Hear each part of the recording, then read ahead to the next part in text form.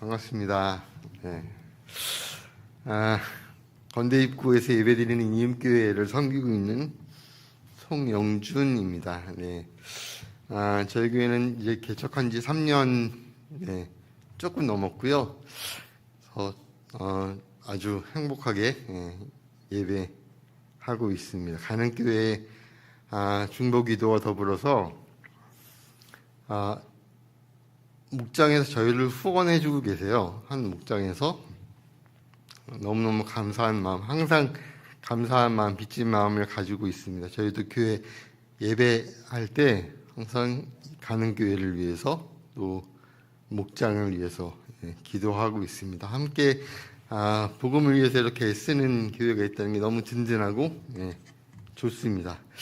이현진 목사님은 제가 친신 학부로 따지면 제 선배님이시거든요. 한참 선배님이세요. 유학 시절에 다행히 제가 먼저 가서 만나서 다행이죠. 한참 선배님이시고 제가 한참 나이도 어리고 후배인데 항상 보면 저를 따뜻하게 대해주시고 미국에서 같이 공부하고 유학할 때도 공부도 열심히 하시고 학교에서 일도 하시고 그러면서 제가 항상 뵈면서 도전도 많이 받고 은혜도 많이 받았는데 이렇게 한참 부족한 후배 목사에게 말씀 나눌 수 있는 기회를 주셔서 너무너무 감사합니다. 저는 오늘 여러분과 함께 디모데전서 말씀을 나눌 건데요. 디모데전서는 사도 바울 선생님이 믿음의 아들 디모데에게 쓴 개인적인 편지임과 동시에 주로 목회적인 내용을 다루고 있는 교회적인 내용을 다루고 있는 목회 서신이라고 부르기도 합니다. 바울과 디모데의 관계는 굉장히 사랑이 많은 관계였어요. 바울이 디모데를 굉장히 많이 사랑했고 디모데도 바울을 믿고 의지했던 아주 아름다운 관계였습니다.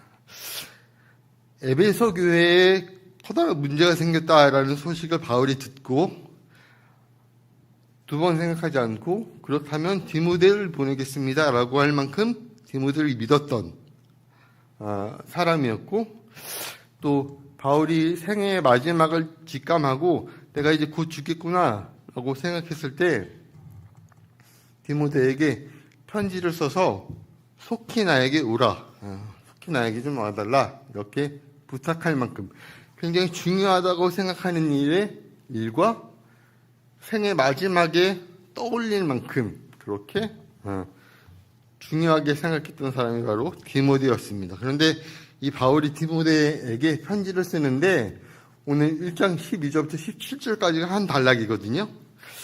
바울은 디모데에게 은혜에 대해서 말씀합니다.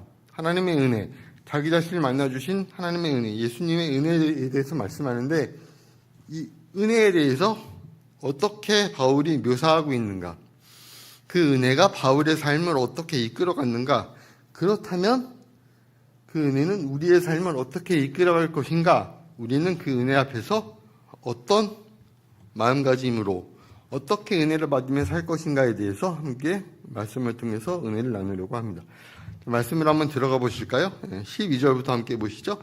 12절 혹시 사막이 한 번만 읽어주실래요? 시작. 내가 감사함은 나를 충성되이 여겨 내게 직분을 맡기신 건데 나를 능하게 하신 그리스도 예수. 바울은 디모데에게 나를 능하게 하신 분이 누구다? 예수님이다. 이렇게 고백합니다. 저는 이 구절을 통해서 여러분과 함께 은혜는 능력입니다 라는 주제를 한번 좀 묵상해 보려고 합니다. 여러분, 은혜는 능력입니다. 바울은 예수님으로 말미암아서 능력을 덧입고 있습니다. 나를 능하게 했다, 나를 능하게 하다, 가능하게 하다, 능력 있게 하다라고 하는 이 말의 원어적인 의미를 제가 찾아보니까 힘을 덧입혀 주다 라고 하는 의미랍니다. 무슨 말인가 하면 바울한테는 별로 힘이 없어요. 자신에게는 능력이 없지만 누구의 힘으로? 예수의 힘으로 살아가고 있다. 이렇게 고백하고 있는 겁니다. 바울은 자신이 하고 있는 모든 일이 예수의 힘으로 된 것임을 디모데에게 아주 정확하게, 명확하게 드러내고 있습니다. 바울이 디모데를 만난 것은 선교여행 때였거든요. 표면적으로 생각해보면 바울이 선교여행을 하고 있으니까 이 험난한 여정을 하게 하신 분, 가능하게 하신 분이 예수님이다 라고 그냥 표면적으로 생각해 볼 수가 있습니다. 지금도 먼 거리를 여행하는 일은 쉽지 않습니다. 그런데 지금처럼 교통의 발달하고 통신이 발달한 이 시대에도 먼 거리를 여행하는 일은 쉽지 않은데 바울이 선교 여행을 떠나선 이 시대에는요, 치안도 안전하지 않았고 교통도 통신도 안전하지 않았습니다. 그런 시대에 먼 거리를 그렇게 여행할 수 있었던 것은 예수님의 능력이다, 예수님의 힘이다 라고 바울은 고백하고 있는 겁니다. 우리가 한 가지 더 생각해야 되는데 그건 뭐냐면 바울이 직분을 맡겨주셨다 라고 고백하거든요. 자기가 하고 있는 일이 자기가 좋아서 하는 게 아니라 예수님이 나에게 맡기신 일이다 라고 말하고 있는 겁니다. 내가 좋아서 선택한 게 아니라 예수님이 나한테 맡겨주신 일이야 라고 고백하고 있다는 겁니다. 여러분,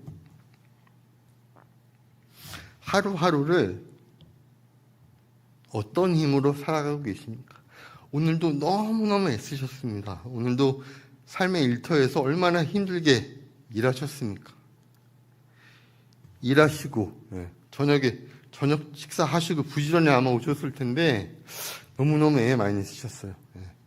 여러분, 그렇게 힘들게 사시는데 어떤 능력으로 살아가십니까? 여러분이 배운 학위로 살아가십니까? 학력으로 살아가십니까? 아니면 여러분이 그동안 쌓아오신 경험으로 살아가십니까? 저는 가는교회 성도 여러분들이 예수로 살아가는 여러분 될 수 있기를 축복합니다.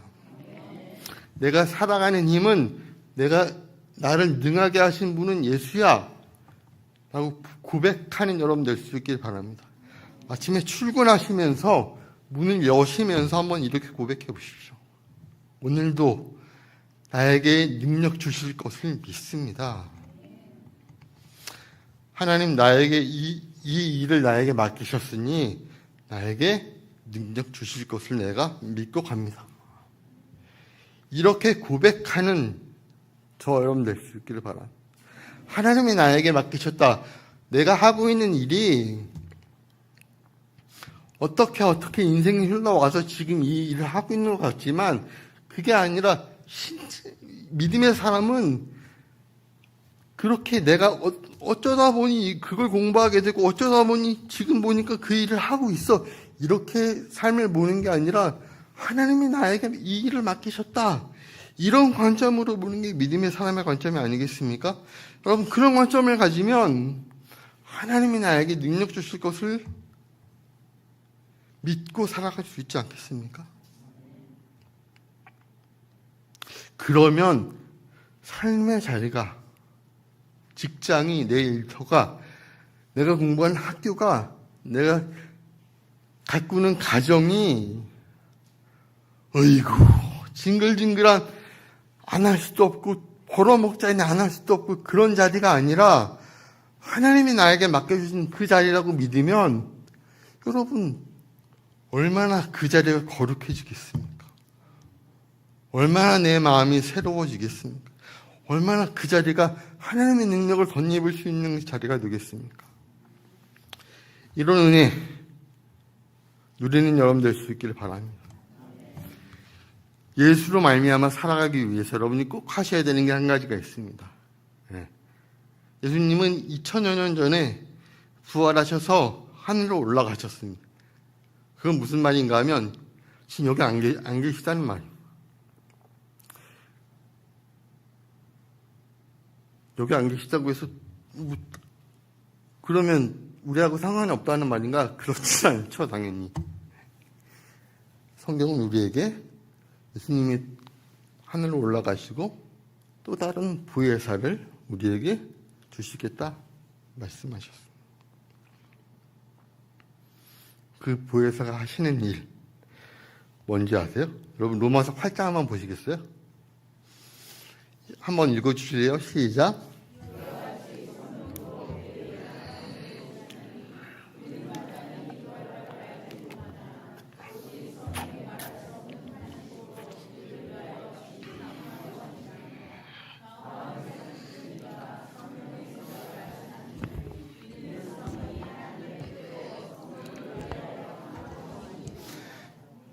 로마서에서 바울은 성령이 우리의 기도를 도우신다라고 분명하게 말씀합니다. 여러분 우리는 때로는 마음이 무너지고 짜증나고 내 환경이 내 마음에 들지 않으면 만족이 안 되면 기도고 뭐고 다 때려치고 싶은 생각이 들 때가 있습니다. 그러나 여러분 우리는 그럴지 모르지만 우리 안에 있는 성령은 그때도 우리를 위해서 간구하고 계심을 반드시 기억하는 여러분 될 수 있기를 바랍니다. 기도는 우리를 다시 일으키는 힘이 있습니다. 2017년의 일인데요. 제가 유학을 마치고 한국에 돌아와서 이제 여러 가지 일들을 하다가 모교회에서 사역을 하고 있었어요. 이상하게 소화가 안 되는 거예요. 뭘 먹으면 계속 토하고 소화가 안 되고. 다이어트를 아주 확실하게 했죠, 그때. 병원을 다니면서 소화제를 처방을 받아서 먹었는데도 소화가 안 되는 거예요. 계속 구토가 올라오고. 그래서 병원에서 이건 위의 문제가 아닌 것 같다. 뇌의 문제인 것 같다. 그래서 큰 병원으로 가서 MRI 검사를 좀 해보면 좋겠다는 소견을 줘서 바로 서울대병원으로 신경외과로 전원을 했습니다. 그래서 급하게 MRI를 찍었더니 소뇌 쪽에 뇌동맥류라고 해서 혈관이 이렇게 부풀어 오르는 거 있죠. 발견이 된 거예요. 그 혈관이 부풀어오는 그 주변에 출혈된 흔적도 조금 있고, 의사가 저 보더니 내일 모레 수술 안 하면 죽을지도 모른다고 당장 입원해야 된다. 그래서 입원해서 응급으로 급하게 수술을 했습니다. 수술하고 몸이 잘 회복이 됐으면 얼마나 좋았겠습니까? 그렇지 않더라고요. 수술하고 나니까 이게 이 머리를 한번 열고 나니까요. 모든 게 다 새로 세팅이 되더라고요. 서 있지도 못하겠고요. 이 숟가락 떠서 제 입에 넣는 것도 제가 이래봬도 밥 먹는 거 다 연습해서 된 거예요. 다 연습을 해야 되고 그렇더라고요. 재활훈련에서 이제 그런 것들 연습하는 치료를 받았어요. 그때가 제가 40대 초반이었고, 제가 사역하는 교회에서 이제 중고등 아이를 데리고 여름 수련회 가려고 다 프로그램도 다 짜놓고 뭐 숙소 예약 다 잡아놓은 상태였습니다.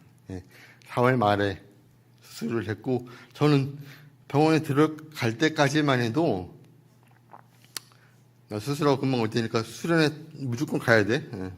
이러고 들어갔거든요. 이렇게 될 거라고는 상상도 못하고 그냥 들어갔던 거예요. 가서 병원에서 집에 온 게 11월 말이었습니다. 이제 병원에서 이렇게 재활 치료를 받으면서 이렇게 서 있는 거, 뭐 앉는 거, 중심 잡고 뭐 걸어가는 거 이런 거 다 연습해가지고 되는 건데 하루는 이렇게 병원에 침대에 이렇게 앉아가지고 창밖을 이렇게 보니까 너무 억울한 거예요, 제가. 나름 유학까지 하고 왔는데, 제가 이래봬도 석사가 2개거든요. 나름 그래도 열심히 공부하고 왔는데, 하나님 나한테 이러실 수가 있으니 왜 이러실 겁니까 도대체? 제가 뭔 죄를 그렇게 졌길래 저한테 왜 이러시는 겁니까? 이런 생각이 드는 거예요. 기도했어요. 여러분 목사라고 해서 막 그런 상황에서도 주여 하나님께 모든 영광을 돌리는데 이렇게 기도하지는 않습니다. 죄송합니다. 저는 그랬어요. 유현진 목사는 아마 그 상황에서도 그런 기도 하셨을지 모르겠어요. 저는 그렇게 못했어요. 저는 진짜 이러실 겁니까? 푸념 섞인 투정 진짜 이러실 겁니까?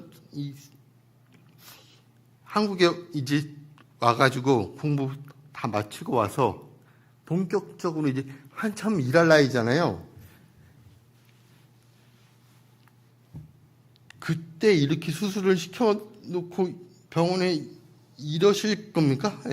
제 아내가 제가 하도 막 재활을 하면서 구토를 하도 많이 하니까 이 바나나 반쪽을 가지고 30분을 제가 실험을 했거든요. 못 먹어서 계속 구토가 올라오니까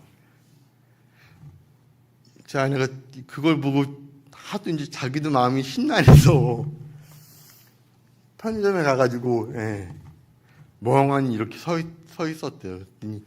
편의점 사장님이 왜 그러냐고 그렇게 물어보더랍니다. 그런 시간을 지나면서 기도를 했어요. 도대체 내가 그렇게 제 기억에 그렇게 잘못하지 않았는데 근데 놀라운 게 뭐냐면 하나님 그 기도를 들으시더라고요. 하나님이 이러시깁니까? 이러실 거예요, 진짜? 저도 한번 삐뚤어져 볼까요? 하나님 그 기도를 들으시더라고요. 그리고 저에게 어떤 말씀 주시는지 아십니까? 스바냐 3장 17절 한번 보실래요? 한번 읽어주실래요? 시작.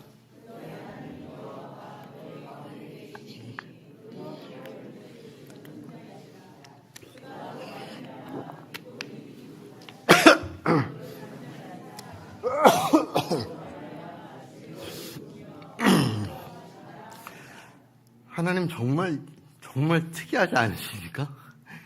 이러시니까 하는 저한테 하나님이 저 때문에 기뻐하신다.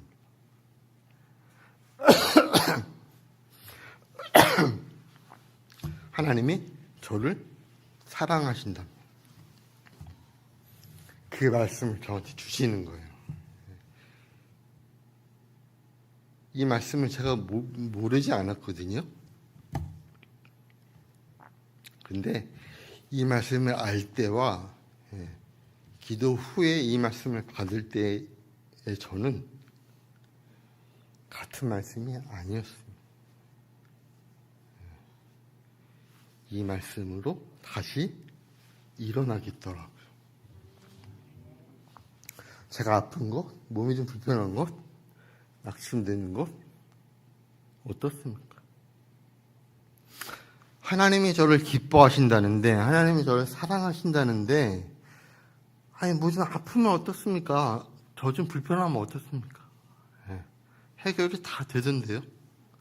다시 다 일어나겠던데요. 여러분, 기도는 우리를 다시 일으킵니다. 은혜는 능력입니다. 우리를 다시 살게 하는 능력입니다. 믿음의 사람은 예수로 살아가는 사람입니다. 하루하루의 삶이 전쟁과도 같지 않으십니까? 일터에 나가면 내 뜻하지 않은, 내가 바라지 않는 어려움들이 닥쳐오고, 내가 환영하지 않는 질병이 나를 뒤덮고, 그만 좀 아팠으면 좋겠는데 몸에 안 아픈 구석이 없고, 자식들은 이것들은 내 속으로 낳기는 낳는데, 분명히 내 속으로 낳긴 낳는데 얘네는 도대체 왜 이럴까? 내 기대가 하루하루 무너지고, 그런 삶을 사는 가운데 여러분, 기도의 자리로 한번 나아가실 수 있기를 바랍니다. 그곳에 은혜가 있습니다. 은혜는 우리를 다시 일으킵니다. 은혜는 능력입니다. 바울이 말하는 두 번째 은혜, 15절에 있습니다. 한번 읽어주실래요? 15절 한 번만 읽어주세요. 시작.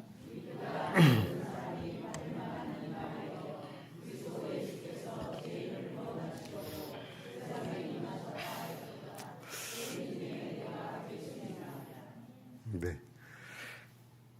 미쁘다 모든 사람들이 받을 만한 이 말이요. 그리스도 예수께서 죄인을 구원하시려고 세상에 임하셨다 하였도다. 죄인 중에 내가 그랬으니라.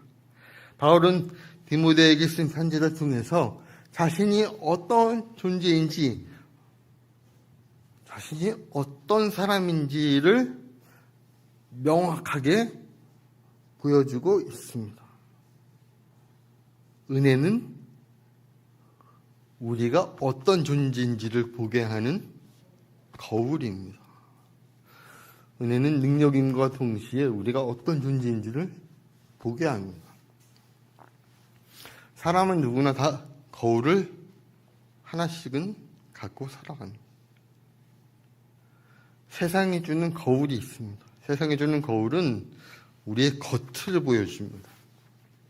그래서 많이 배우면, 많이 가지면 화려하게 보여줍니다. 그리고 그 삶이 성공한 삶이라고 말합니다. 그러나 성경은 우리의 보이지 않는 부분을 보여줍니다. 예수 그리스도 이전에 내가 어떤 존재인가? 세상은 보지 못하는 것들 우리에게 보여줍니다. 바울이 내가 죄인 중에 괴수다 라고 하는 말은 예수 믿기 전에는 나에게 아무런 소망이 없었다 라는 고백이거든요. 예수님의 은혜는 우리가 어떤 존재인지를 알게 합니다. 잊지 않게 합니다. 바울이 지금 이 디모데서 전서를 쓴 게 대다수 학자들이 얘기한 65년에서 66년 이 정도 사이다 라고 보거든요. 바울이 처음 예수를 믿었던 게 AD 35년 정도 됐다고 봐요. 그러면 30년 정도 지난 시점이잖아요. 예수 믿고 30년 정도가 지나면 이제 뭐 교회에서 하는 얘기 대충 무슨 얘기인지 알고, 목사님이 하는 얘기 대충 눈 감고도 오케이 아멘 하면 대충 합니다. 30년 지나면 대충 합니다. 그러다 보면 나를 구원하신 예수는 어느새 능력이 없어집니다. 교회 오는 발걸음이 가벼워지지 않고요. 그냥 자동으로 옵니다. 수요일, 주일, 자동으로.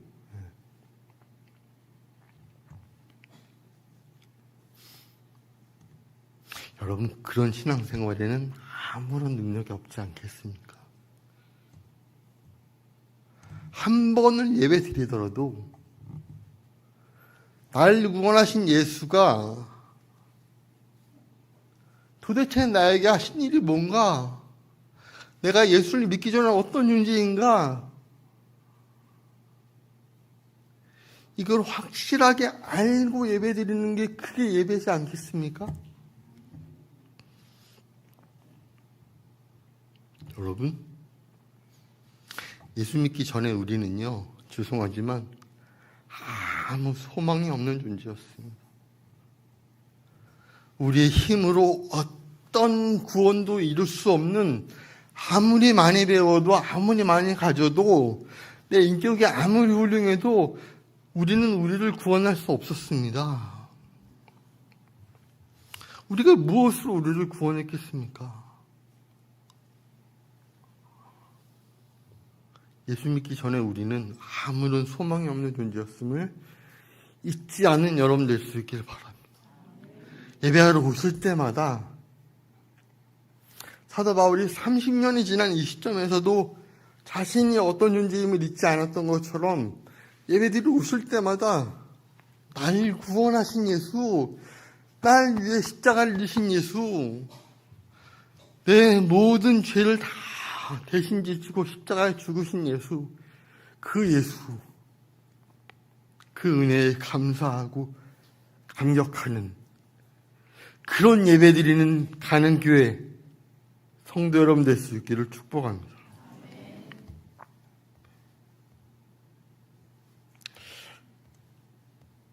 제 얘기를 자꾸 해서 죄송합니다. 20대 초반에 좀 방황하는 시간을 보냈습니다. 저는 일반 대학교를 먼저 진학을 했거든요. 대다수의 대학생들이 그렇듯이 저도 공부하는 것보다 친구들과 어울려 노는 일에 시간을 많이 보냈습니다. 저도 그랬거든요. 근데 그렇게 놀면서도 제 안에는 항상 불안감이 있었어요. 어떤 불안감인가 하면 불확실한 미래에 대한 불안감. 내가 과연 밥벌이는 하고 살 수 있을까? 내가 과연 어른으로 장가는 가고 싶은데 갈 수 있을까? 내가 과연 어른으로 잘 살 수 있을까? 돈 벌 수 있을까? 이런 불안감이 늘 제 안에 있었어요. 근데 그 불안감이 커지면 커질수록 노는 강도가 더 심해지는 거예요.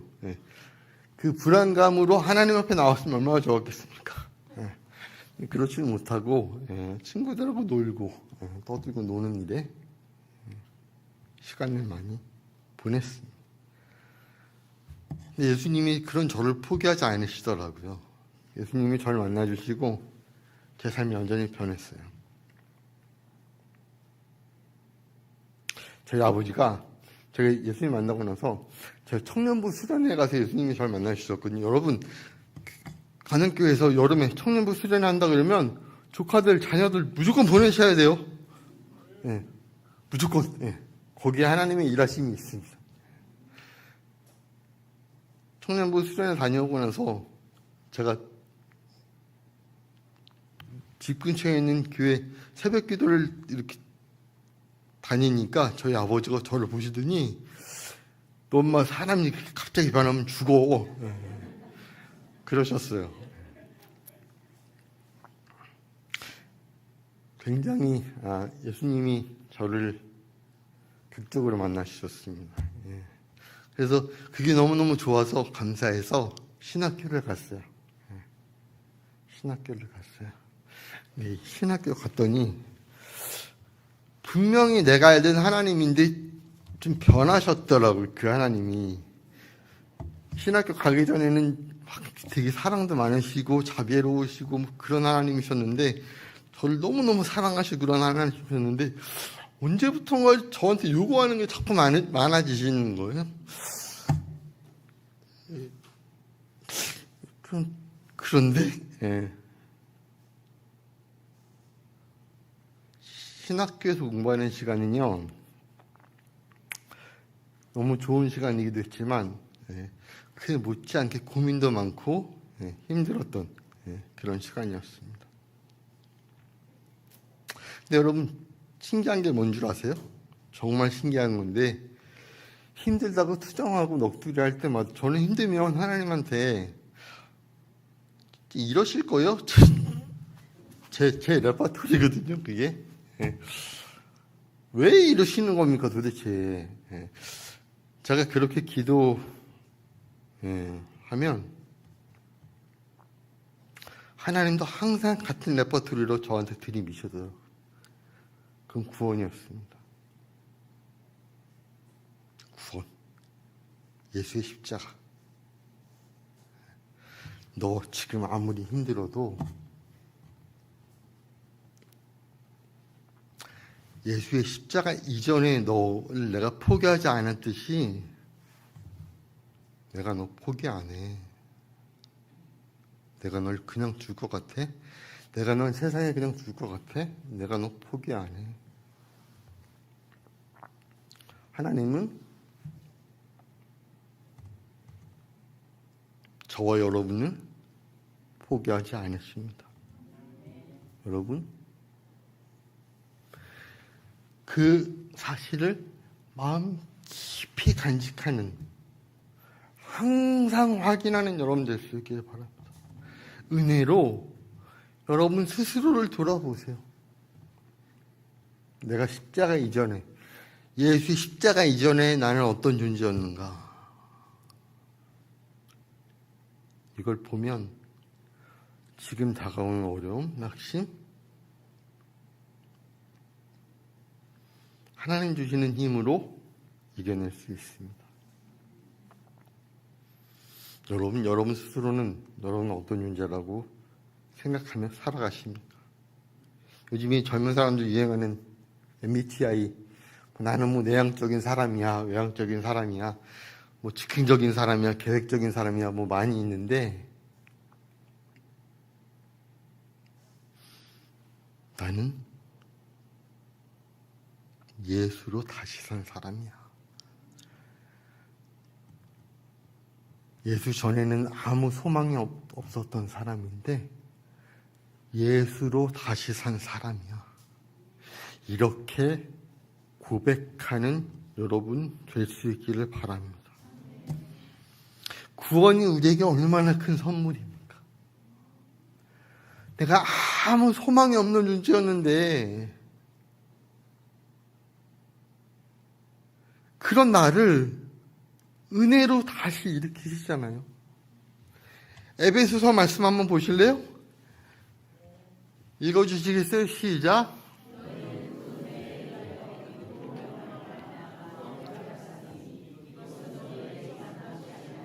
하나님의 선물이라. 여러분에겐 하나님의 선물이 있습니다.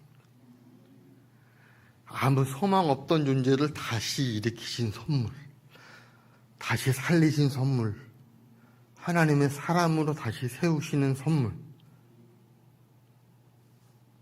여러분, 저는 여러분과 함께 은혜는 능력이고 거울이라는 말씀을 나누었습니다. 근데 우리가 생각해야 되는 건 뭐냐면 바울이 이 편지를 디모데에게 썼다는 겁니다. 믿음의 아들 디모데에게 그 은혜를 전했다는 겁니다. 여러분에게 있는 디모데는 누구입니까? 여러분의 자녀입니까? 여러분 목장 가족원입니까? 일터에서 함께 일하는 직장 동료입니까? 여러분의 디모데에게 이 은혜를 전하는 가는교회 성도 여러분 될 수 있기를 바랍니다. 바울을 통해서 디모데가 세워졌습니다. 그 디모데를 통해서 소아시아 지역의 수많은 교회들이 회복이 됐고 바울도 선교여행을 하면서 큰 힘을 얻을 수 있었습니다. 저는 가는교회를 통해서 수많은 디모데들이 세워지게 될 수 있기를 바랍니다. 여러분들을 통해서 여러분 믿음의 후손들이, 다음 세대들이 여러분을 바라보면서 은혜는 저런 거구나, 은혜는 능력이고 은혜는 거울이구나, 다시 한번 확인하며 믿음의 다음 세대들이 자라가게 될 수 있기를 바랍니다. 제가 아까 설교를 올라오기 전에 밑에 우리 유현준 목사님 사무실 있는 지하 예배당 가봤거든요. 너무너무 좋던데요. 우리 아이들, 초등부 아이들 예배드리는 곳. 거기서 아이들 제자리 거리고 예배드리는 모습이 얼마나 예쁠까 상상하면서 기도했습니다. 주님, 이곳에서 예배드리는 이 아이들이 디모데가 되어서 가는 교회를 일으키고 의정부를 믿음의 도시로 바꾸고 대한민국을 축복하는 인재들로 자라갈 수 있게 해주십시오. 여러분 믿음의 후손들에게, 여러분 가족들에게 어떠한 믿음의 모습을 보여주시겠습니까? 내가 은혜로 살아가는 모습, 예수로 살아가는 모습, 그리고 예수 이전의 나를 늘 생각하며 늘 겸손해지는 모습, 그래서 십자가 앞에 늘 무릎 꿇는 모습, 이런 모습 보이셔서 여러분을 통해서 믿음의 디모데들이 자라가는 그냥 복의 통로가 될 수 있기를 축복합니다. 기도하겠습니다.